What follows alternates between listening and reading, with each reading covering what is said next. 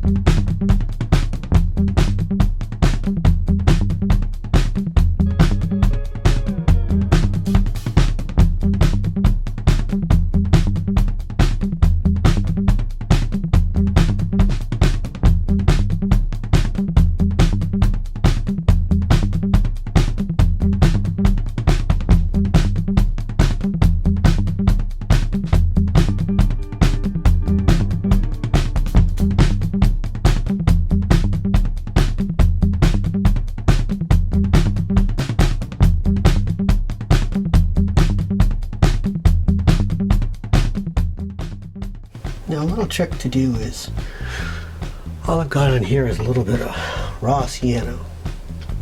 I'm just giving it a little bit of a glaze. I'm just giving little areas a little bit of a glaze and not others, so that it gets a little variation because now it's very flat. I mean, it is a very one-planed area of trees, but it doesn't mean that we can't give the existing trees a little bit of variation. So just a little wash. You can see that gives it a little bit of a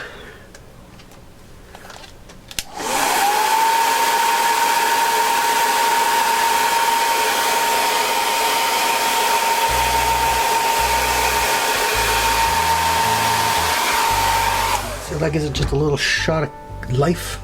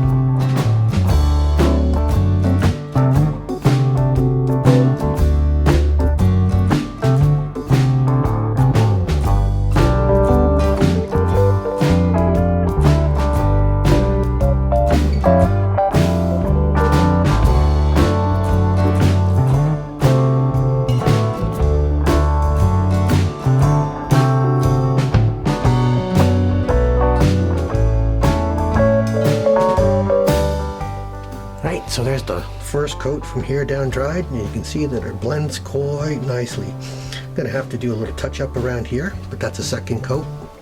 Now I'm gonna concentrate on doing the first coat up to the shorelines. Okay.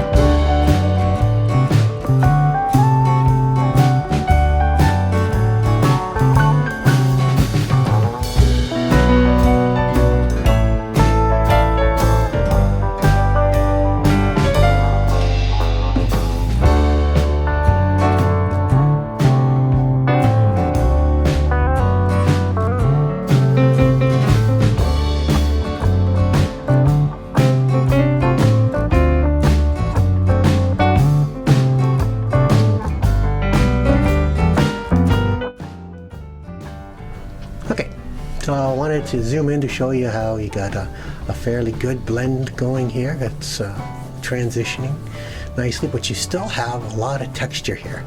So that would be the base I would start with. And I have two options here. One, I can leave it as a painterly style, which is this, and start breaking it up, or I can go for the high realism with some airbrush. So it's whatever style you choose. If you want to go that one step and add some airbrush and make it smoother, okay, but you have to do more texturing when you break up the water. Whereas this, there's already some existing texture, and you can just break it up with the highlights and the darks and blend everything in, okay?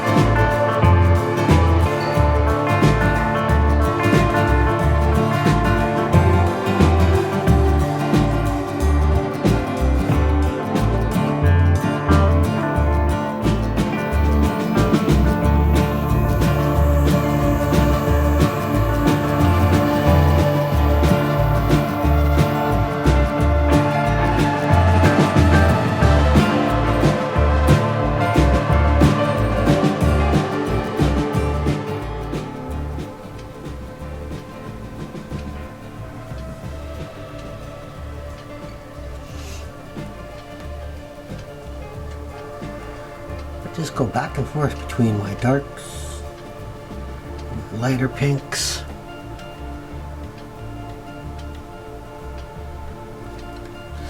Because we want, these are ripples, so we want some are higher, some are lower. So the darker, the deeper the ripple's going to be, and the closer to the surface color, the shallower the ripple will be. So now we start putting in some reflections, some of the tree reflections. And here's what I want to show you. So when I lay this down, you can see that it looks black, right? The dark black color. Well, there it is. See how it looks like a kind of a dirty gray brown? That's taking the tree color, the water-based color, and a little bit of the water purple color, and mixing them together to make kind of an off gray brown, but when it's laid beside this lighter color, it looks black and dark.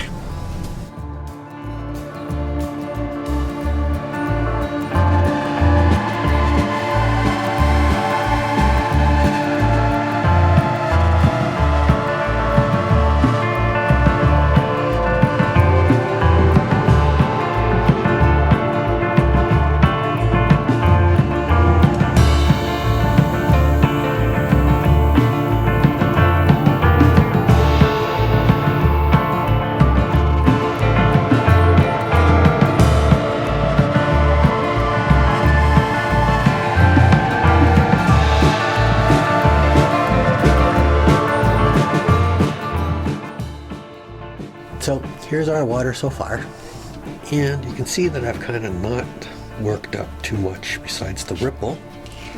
I haven't worked up the shorelines too much, and that's because I'm going to lay the rocks in now, because a lot of the rock that's in the water here is going to determine the ripple. So if I lay my rock in first, then I can lay the ripple in after, and everything molds together, okay? So at this step, I'm going to move on and work up my rocks, and then I'll finish off the water down here after I've placed my rocks along the shoreline here.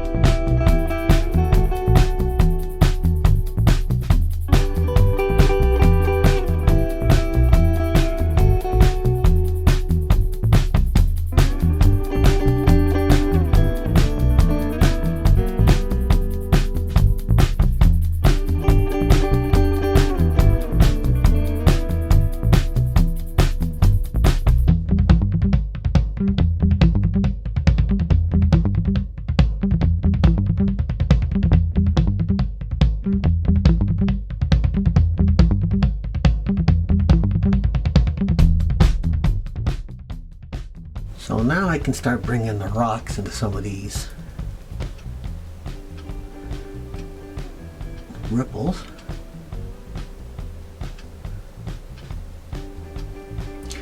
This is where the water is cascading over some rocks.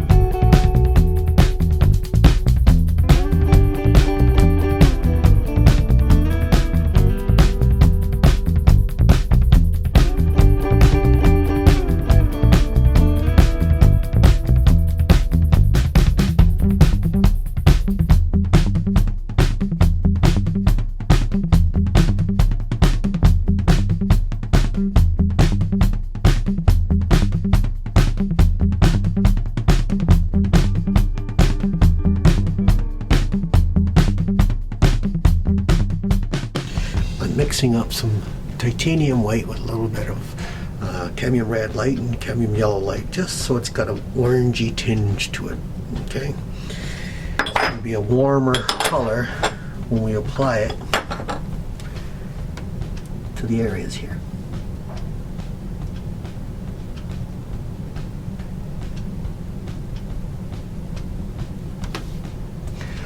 And I'm pretty much just going right down through the center with it.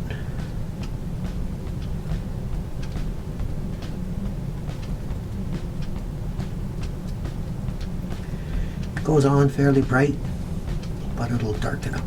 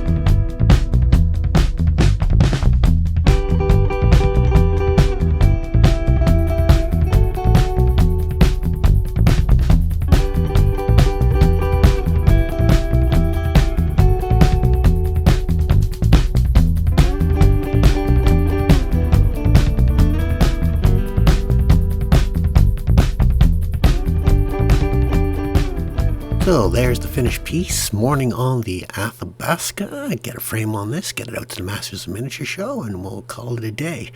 Overall, I am extremely happy with this one. I think it's got a nice color, nice vibrance, and overall it's a really nice composition. So that's it for this edition of Power to Paint. Thanks for coming, and we'll see you next time. Until then, happy painting, everyone. Hey YouTube, welcome back into the studio. Today I'm painting on Morning on the Athabasca. You ready? No, wrong. Oops. Painting River on the Athabasca. River on the Athabasca. That is not the right title. The Athabasca is a river that's in Alberta, Canada, and it is very hard to say 10 times fast. I know, I've tried.